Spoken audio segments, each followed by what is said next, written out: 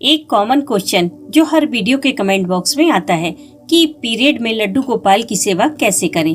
तो आज की वीडियो देखकर आपकी आंखें खुल जाएंगी। सदियों से जो श्राप का पर्दा आपकी आंखों पर डाला जा रहा है वो आज जरूर हटेगा। आज मैं आपके सारे डाउट्स क्लियर करूंगी, तो मेरे साथ वीडियो में एंड तक बने रहिए और बाद में कमेंट करके ये जरूर बताइएगा कि आप मेरी बातों से कितना सहमत हैं। दोस्तों, आप जब भी किसी से पूछती हैं कि पीरियड में लड्डू गोपाल की सेवा कैसे करें, तो सभी आपको यही जवाब देते हैं कि पीरियड में आप सेवा नहीं कर सकती, किसी और से सेवा करवाइए क्योंकि आपको इंद्र का श्राप मिला हुआ है। और कुछ लोग तो 2 कदम और आगे निकल गए। वो समझा रहे हैं कि अगर आपके घर में कोई नहीं है सेवा करने के लिए तो आप पास के मंदिर से पंडित जी को बुलाकर सेवा करवाइए। भाई, प्राइवेसी नाम की भी कोई चीज होती है कि नहीं? दोस्तों, पीरियड आपका निजी मसला है और ये हर महीने आता है। डेट भी फिक्स नहीं होती, कभी आगे तो कभी पीछे। तो क्या आप हर महीने इसी तरह पीरियड का ढिंढोरा पीटेंगी? क्या सबको बताना जरूरी है कि हम पीरियड से हैं, हमारे लड्डू गोपाल की सेवा कर दीजिए? जिनके घर में कोई नहीं है वो क्या करें? या फिर हस्बैंड या बच्चे हैं वो सेवा नहीं करते तो वो क्या करें? क्या इसी तरह सबके पास जाकर मिन्नतें करती रहें सेवा के लिए और अपना मजाक बनवाती रहें? देखिए, यहाँ पर कोई नहीं बैठा है आपकी रेस्पेक्ट करने के लिए। जब तक आप खुद की रेस्पेक्ट नहीं करेंगी, ये दुनिया आपकी कभी रेस्पेक्ट नहीं करेगी। लोग कहते हैं कि ये एक श्राप के रूप में आपको मिला है, तो क्या भगवान की हमसे कोई दुश्मनी थी? अगर हाँ, तो फिर वो उन दिनों में हमारे लिए सूर्य की रोशनी क्यों नहीं बंद करते, हवा क्यों नहीं बंद करते, पानी क्यों नहीं बंद करते? वो सब तो हमें समान रूप से मिल रहा है, तो फिर भगवान से ही दूरी क्यों? पहले आप ये समझिए कि पीरियड क्या है। हमारी बॉडी की एक नेचुरल प्रक्रिया है जिससे हमें माँ बनने का सौभाग्य प्राप्त होता है, जो कि अपने आप में ही अनूठा है। इसमें अशुद्धि कहाँ से आ गई? भगवान से दूर रहने की इसमें कौन सी जरूरत आन पड़ी? क्या आप रोज वॉशरूम नहीं जाते? क्या आप रोज झाड़ू पोछा नहीं करते?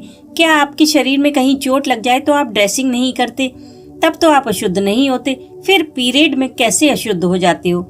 एक तरफ तो इसे अशुद्ध समझा जाता है और दूसरी तरफ अगर किसी लड़की को पीरियड नहीं आता तो उसे डॉक्टर को दिखाया जाता है। अगर हमारी कोई बेटी माँ ना बन सके तो उसे कितने ताने झेलने पड़ते हैं, ये तो वही बता सकती है। कहते हैं इस धरती पर भगवान हर जगह मौजूद नहीं रह सकते, इसलिए उन्होंने माँ को बनाया। इस पृथ्वी पर जितने भी जीव हैं उन्हें क्रिएचर कहा जाता है, जबकि माँ को क्रिएटर यानी कि बनाने वाला। फिर ये इतना बड़ा सौभाग्य दुर्भाग्य में कैसे बदल गया जो हमारी माँ बहनों को पता ही नहीं चला? कैसे वो इतने बड़े चक्रव्यूह में फंस गईं? अब पहले आप ये समझिए कि ये चीज शुरू कहाँ से हुई और कहाँ पहुँच गई। दोस्तों, पीरियड के समय कुछ हार्मोनल चेंजेस की वजह से थकावट महसूस होती है, तो पहले के जमाने में उस स्त्री को ज्यादा से ज्यादा रेस्ट करने की सलाह दी जाती थी ताकि एकांत में वो ज्यादा से ज्यादा आत्मचिंतन करके ईश्वर को पहचान सके। इन दिनों उसे नहाने से भी मना किया जाता था क्योंकि इस समय शरीर का तापमान बढ़ा हुआ होता है, तो ठंडा पानी डालने से ब्लड का सर्कुलेशन कम हो जाता है। अब खुद सोचिए, जो इंसान नहाएगा नहीं वो पूजा कैसे करेगा? लेकिन आज क्या है, आज हमारे पास सारी फैसिलिटीज हैं, हम डेली नहाते हैं। पीरियड के समय हम पैड यूज कर रहे हैं, कोई गंदगी नहीं है, तो फिर पूजा करने में कौन सी प्रॉब्लम है? पहले इस समय महिलाओं को ज्यादा से ज्यादा आराम करने की सलाह दी जाती थी, लेकिन आज क्या है? आज बस पूजा मत करो, मंदिर मत जाओ, लेकिन घर का सारा काम करो। बल्कि उन 5 दिनों में कुछ काम एक्स्ट्रा भी निकाल लिए जाते हैं। तो क्या सिर्फ भगवान से ही प्रॉब्लम है? क्यों हम लड्डू गोपाल की सेवा नहीं कर सकते? ऐसा कहाँ लिखा है? और अगर हमारे शास्त्रों में लिखा भी है तो क्या शास्त्रों की सारी बातें मानी जा रही हैं? शास्त्रों में तो पुरुषों के लिए भी कई नियम बताए गए हैं, क्या वो फॉलो कर रहे हैं? नहीं ना, ये शास्त्र भी पुरुषों ने ही लिखे हैं। भगवत गीता में तो भगवान श्री कृष्ण ने ऐसी कोई बात नहीं कही कि पीरियड में स्त्रियां लड्डू गोपाल की सेवा नहीं कर सकती, नाम जाप नहीं कर सकती या फिर भगवत गीता नहीं पढ़ सकती।